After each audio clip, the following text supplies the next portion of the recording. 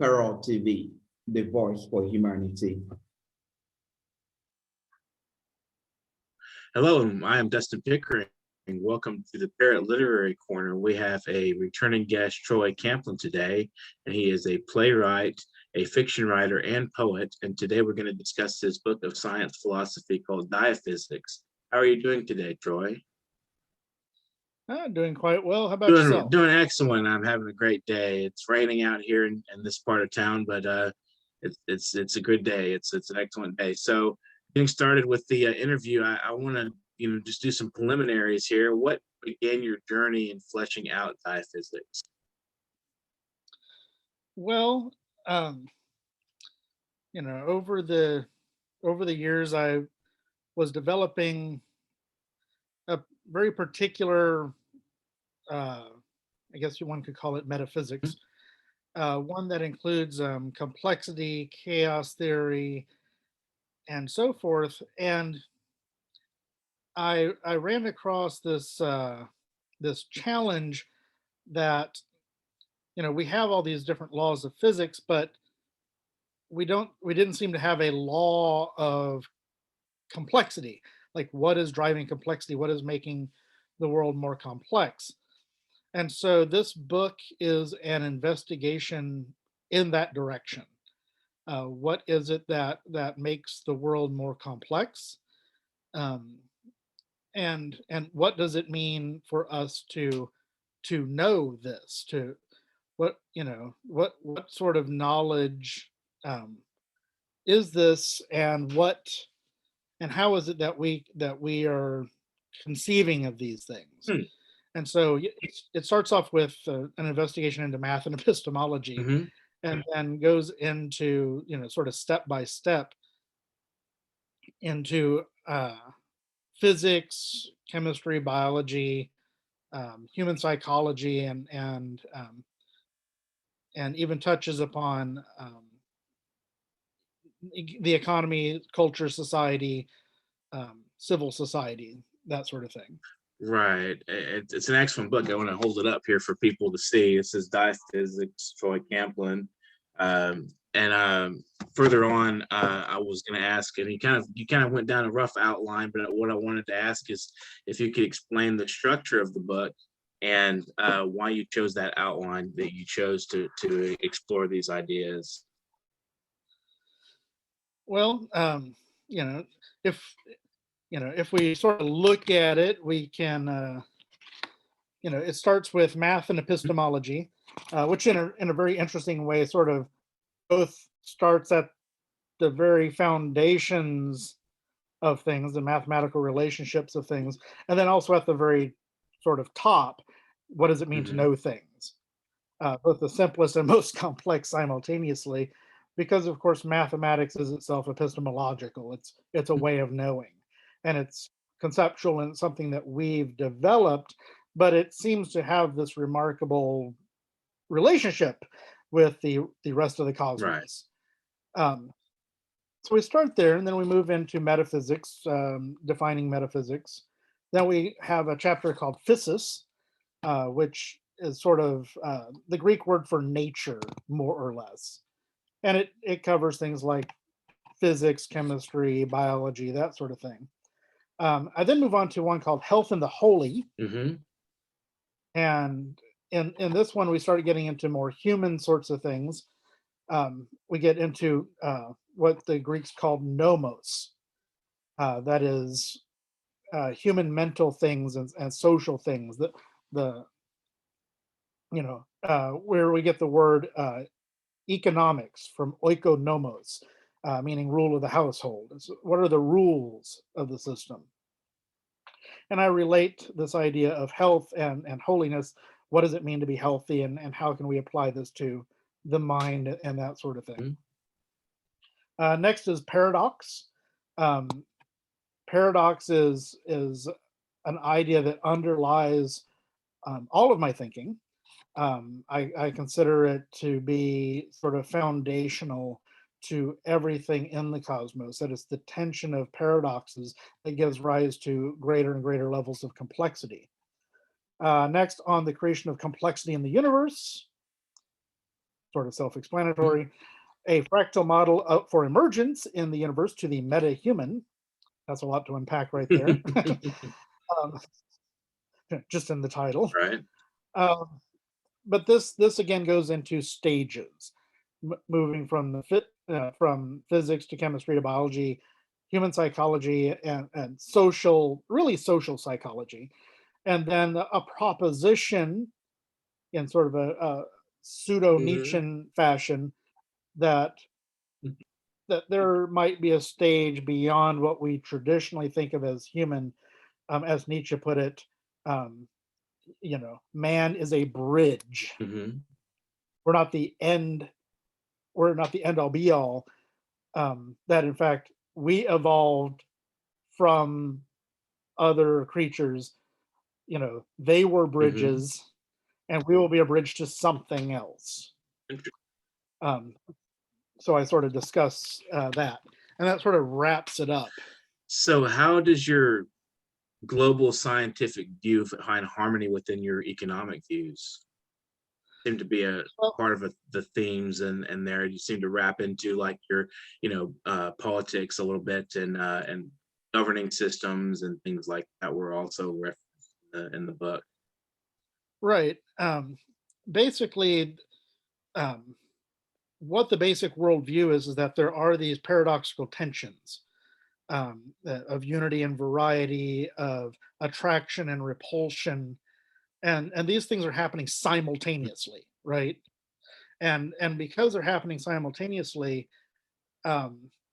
these tensions, in fact, create systems that result in greater complexity. We see this. Let's go just as simple as possible. The sodium atom. The sodium atom basically has this one electron on the outside. It doesn't want one electron on the outside. That's not very stable. It would prefer to get rid of it, but it can't get rid of it because it has to be balanced off with the number of protons in the middle. The same thing with chlorine. Chlorine is short an electron, but it can't get another electron because that would be too many electrons relative to the number of protons. There's a tension in each of these atoms. How is that resolved? Well, get a sodium and a chlorine together, and that sodium throws that electron right into the chlorine. This is now happier. It's at a lower energy state. The sodium is now happier. It's at a lower energy state, and it's still balanced. But the tension has to remain in order for this new thing called a molecule to continue to exist. So it's both a maintenance of that tension and an overcoming of that tension. And it has to be done simultaneously. Because now the sodium is positive, the chlorine is negative, and that keeps them stuck together. So now you have something else. The sodium and chlorine, they can then stack and they become a crystal, and now you have a square crystal of sodium chloride. And it has features that are not necessarily predictable from the underlying, structures of each individual atom.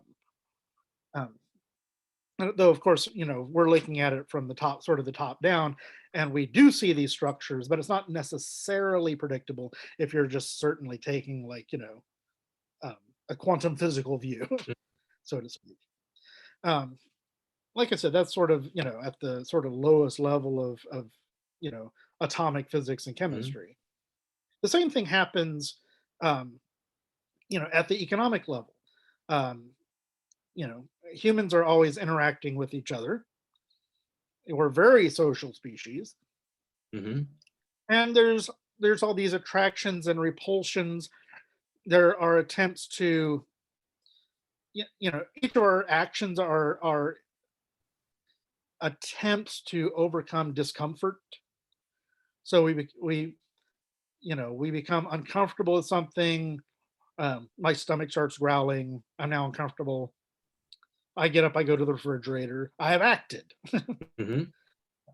You know, I go to the refrigerator, I find out that there's nothing in the refrigerator. I'm now going to go to the grocery store. I've acted. Um, and so these sorts of interactions are taking place, you know, these are all actions. And then, my interaction at the grocery store is exactly that. I'm interacting with the store itself. Each of us is trying to benefit. Um, Look at it from a sort of the macro economic viewpoint. Um, Look at cities, for example, the way that cities have things distributed. Funny thing, if you take a look at malls, which are almost a thing of the past now, but if you look at malls in a city, you'll find out that those malls are almost perfectly equidistant from each other. That is, they're repulsing each Hmm. other. Um, and you'll also notice that around the malls, you have all sorts of other stores and restaurants and all that sort of thing. So they're also attractive. Hmm. So a mall is both attractive and repulsive simultaneously. And part of it is, part of that comes from, the distance that people are willing to travel in either direction. But no two malls are typically close together. And if they are, as we did once upon a time have two malls close together in Dallas, one wins. Um, so again, this attraction and repulsion occur naturally. And the bottom line is that, if we take a look at nature itself, we'll find out that it's, quantum physical particle waves interacting with each other to make atoms.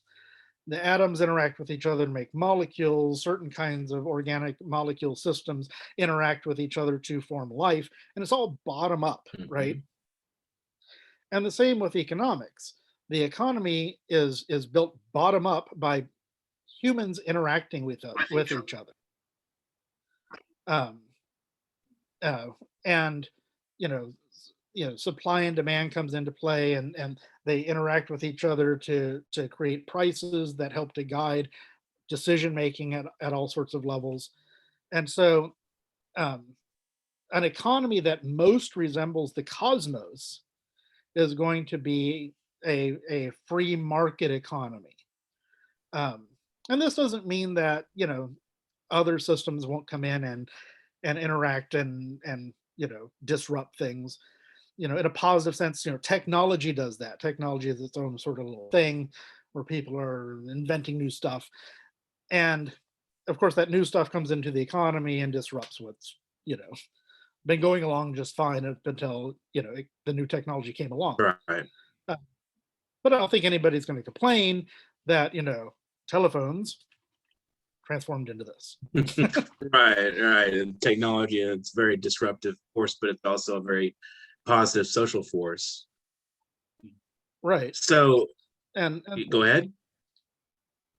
yeah, I was just going to say, so there are all sorts of, other systems, bottom up self-organizing systems, um, not just technology, but also art and literature, Hmm. um, education, for example, and governments.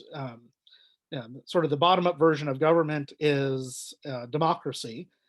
Um, and out of that democracy comes various and sundry institutions that then sort of interact both from the sort of once they come up, then they interact with the individuals within the democracy and so on. And laws and decisions can be made at the government level that can then affect, of course, the economy.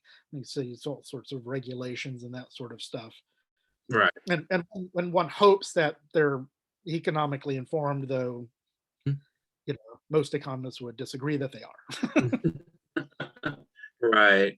So another thing in the beginning of the book, your epistemology and mathematics section, you mentioned that language is only one way of knowing, and later on in the book you say that language has helped evolve the human mind. So I'm wondering how you could elaborate on that, on those two propositions.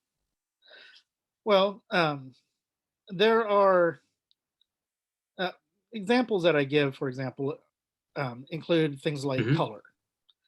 Um, there are languages in which there are only two colors, so the equivalent to black and white. It might be something closer to light and shade, you know. Um, but it's still those two colors, more or less. Now, the fact that there's only black and white, does that mean that the group of people who only have those two words for colors do not perceive red, orange, yellow, green, blue, indigo, and violet? Well, of course not. They can, in fact, perceive these things. If Hmm. you give them, seven colors and say, "Oh, divide these up," they'll divide them up into red, orange, yellow, and so forth. And we may have some arguments about where the orange and red line is. Hmm. They'll divide them up more or less in those areas. And of course, in a language like contemporary English, not only do we have red, we have scarlet, and we have maroon, and we have orange red, and so on and so forth. It just, we have all sorts of oranges and yellows and blues and so on and so forth. And so what that means is that just because you don't have the word for it, that doesn't mean you don't have the perception of it. You don't have the ability to know something about it, right? Um, if you're looking for ripe fruit, you're still going to look for red and yellow fruit, even if you don't have the words for red and yellow, Right. right? Right. Um, at the same time, the first, so the sort of the first word that's added to black and white is typically red, which is the color of ripe fruit. Mhm. And then yellow or green is typically thrown in. So so you have these contrasts beginning to pop up that have something to do with the kind of things you're looking for in nature, like red fruit, or ripe fruit of whether it be red or yellow or orange, and red especially, and then yellow, a green being as a contrast might be a good one to follow up on, if yellow isn't the one that pops up. Right. And so, can you explain the levels of emergent thinking as noted in diaphysics and how they apply to our social life? Well, yeah. So I get this model of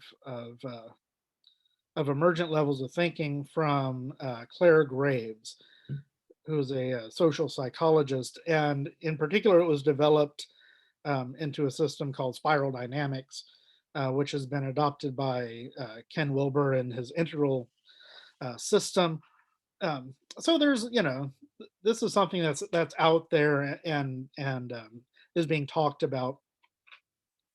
And so sort of the way that I look at it, like they start off with a sort of really low level that is sort of, one could really think of it as sort of the chimpanzee level, so to speak.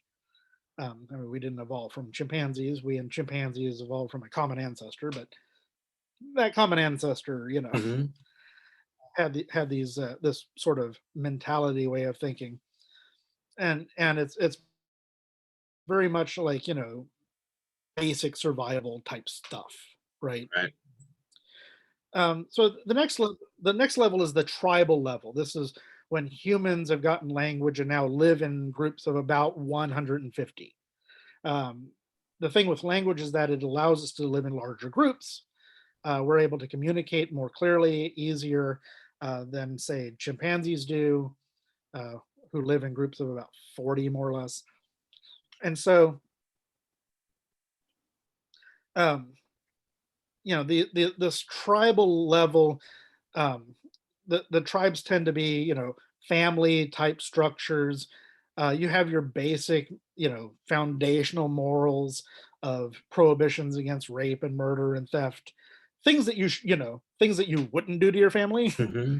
uh, are applied to that tribal group, which are typically your family, more often than not. um, the tribal level has a tendency to be very strongly us them. uh, it's very strongly territorial, but it's a group territorial, right? It's like this territory belongs to the tribe, not to any individual. There's a tendency to try to avoid shame, for example. You know, if you have a really good hunter, he might begin to hold back a little bit so he doesn't embarrass other hunters with his prowess. Mhm. And so this is something that this is sort of that tribal mentality. You can sort of think of it as a family mentality. It continues to exist in your basic family units. The next one is your I would call it sort of the heroic mentality. This is the Iliad and the Odyssey, Gilgamesh, where you have these people who behave heroically. This occurs when that hunter goes, but if I just really push it, won't we all eat more? Mhm. You know? And oh, by the way, yeah, Bob over here, not such a great hunter, but man, he knows how to make spearheads and arrowheads. Right. How about he do that? Mhm. He can make Division of labor. yeah, you start to get a division of labor, and so now this guy can be heroic in a real sense, Mhm. right? He can go out and he can get the food and supply it for people, and so that the whole tribe is then better off. This division of labor also then allows sort of the group to get bigger, Mhm. right? And so then you start to get the establishment of sort of big religious sites and cities. We used to think that agriculture came first and then cities. It turns out it's the opposite. The cities were established first, sort of and by cities we sort of mean big towns. Get established first. They're still doing the hunting and gathering, but it's on a much more stable, center, right? And then because it's stable, they now need more stable forms of food, and so they start to cultivate the grasses nearby. These things then become wheat and barley and so forth. Mhm. They start to cultivate some of these fruits and vegetables nearby.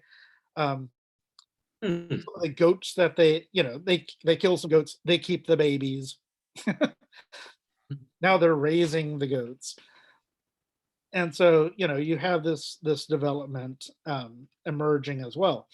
And like I said, you see sort of the ultimate versions of this in like the Iliad and the Odyssey, the great heroic epics. So the ancient heroic Mhm. epics. So the next stage is what you call the authoritative level. You see this in the emergence of the Athenian democracy. You see this in the emergence um, of sort of the Roman Republic and Roman Empire. This level also emerges in medieval Europe. And this, one way to look at it too is sort of, that first level is sort of nature spirits. The second level is polytheistic, and then that next level is sort of Mhm. monotheistic in a real sense. It becomes much more hierarchical. Um, uh, the in the case of Athens and Rome, sort of the authority was law. Mhm. They were very keen on the law itself being the authority. In Rome, this gets overturned with the empire, with the Mhm. emperor. The emperor becomes the authority, and of course in medieval Europe, then it's God, the church is the great authority. The emergence of kings, these are the secular authorities, and so it's all about then structure, right? Mhm. And we see that sort of authority mindset in the police and firefighters and our military. We need those, to sort of help to keep things structured and ordered. All right. The next one comes about. I call it sort of the entrepreneurial level. Um, with this, you get the emergence of free markets, technological innovation, science emerges. So you have all of these, people are starting to, investigate the world and try out new things. Um, this is sort of an individualistic way of thinking, Mhm. but it's also like a pro-social individualistic way of thinking. Right. The entrepreneur is providing goods and services to you in order to gain, right? Hmm. As opposed to the authority where the king just takes it. Right. And if you don't like it, he'll send soldiers and they'll take it and bring it to him. So, that's not so much mutually beneficial as it is with the entrepreneur. Um, with entrepreneurism too, we get like entrepreneurial artists.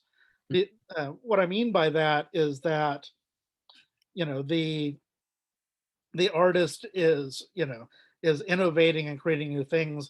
So you get like the Renaissance at the beginning, you have, modernism emerging toward the end of it, and all sorts of interesting things happening in between. This brings us then to the next level, sort of the egalitarian level. At its most extreme, that can be communism. Hmm. um, and sort of the kinder gentler versions, it's postmodernism, it's the welfare state, that sort of thing. And this sort of wraps up what they kind of refer to as tier one sort of thinking, right? This is your standard sort of, this is where we're at in society, in the Hmm. vast majority of cultures and societies. um, they're at any one of these levels, and of course you don't get rid of these levels. Here in the United States, we're sort of at that, the egalitarian level, but we have entrepreneurs, and we have, we have the authoritative type people with the police and all that. You have sort of the heroic level of, sort of teenage, rebellion and gangs, and at the most negative version, Hmm. people trying to be heroic. Right. And we have families, Hmm. and so all of these things are coexisting. But that's at this sort of tier one. After that, there's a tier two, and this tier two is sort of an exponential jump in complexity, right? So you sort of see the complexity sort of going up like this, up like this, up like this, and then tier one, tier two. Hmm. And in this next level, you have uh,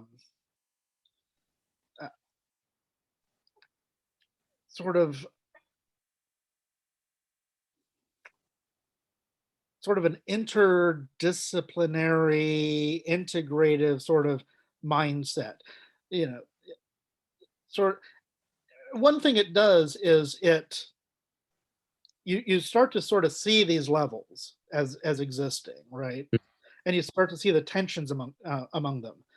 Um, in tier one, each of them are in conflict. So sort of like the people at the egalitarian level are looking at the, you know um, at the entrepreneurial level and thinking, oh, they're just exploiting everybody. And then they're looking at the authoritative level and they're like, oh, they're just, uh, um,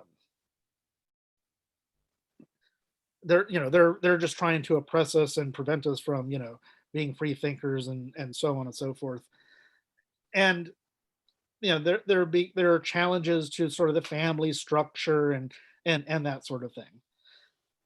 And so they all sort of see each other as being in conflict with each Hmm. other. And the less complex levels are looking at the more complex levels going, I don't even know what the heck they're talking about. Hmm. Makes any sense. Hmm.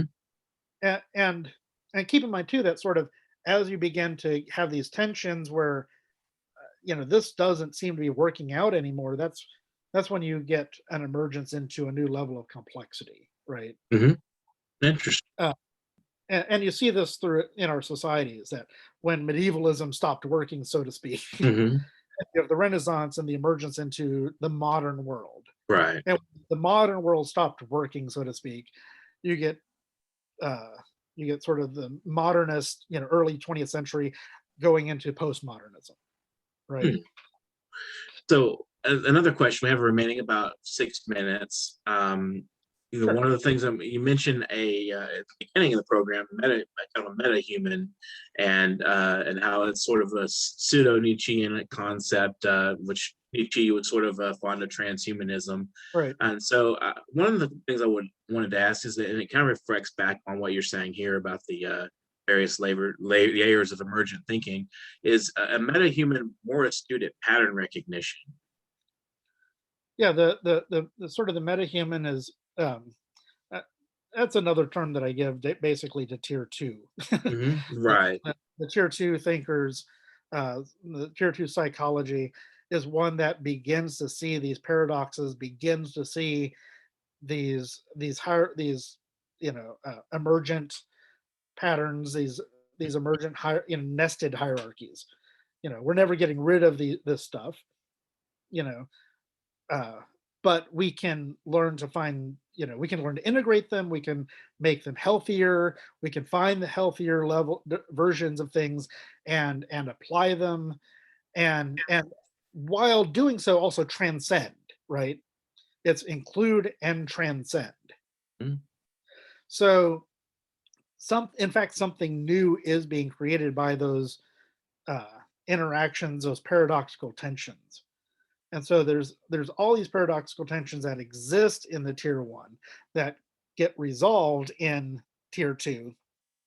Mm-hmm. And of course, over time, tier two will create its own paradoxes and tensions that will, lead to, each of the Right. sort of little levels within itself, and eventually to yet another tier. It's sort of like a Some point. fractal system in a way. Oh, absolutely. Yeah, absolutely. And this is a continuation of the overall tendency within the cosmos toward greater complexity. That, again, that sort of that quantum physical realm becomes the macro physical chemical realm, which then becomes the biological realm, becomes the human social psychological realm.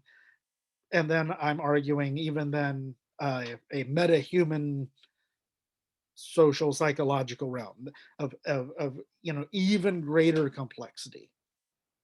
And sort of that's where human beings are evolving toward, and not just humans, but it's sort of a cosmos evolution. This is just a logical continuation of the natural emergent evolution of the cosmos. Sort of as it cools off, it crystallizes into more and more complex shapes.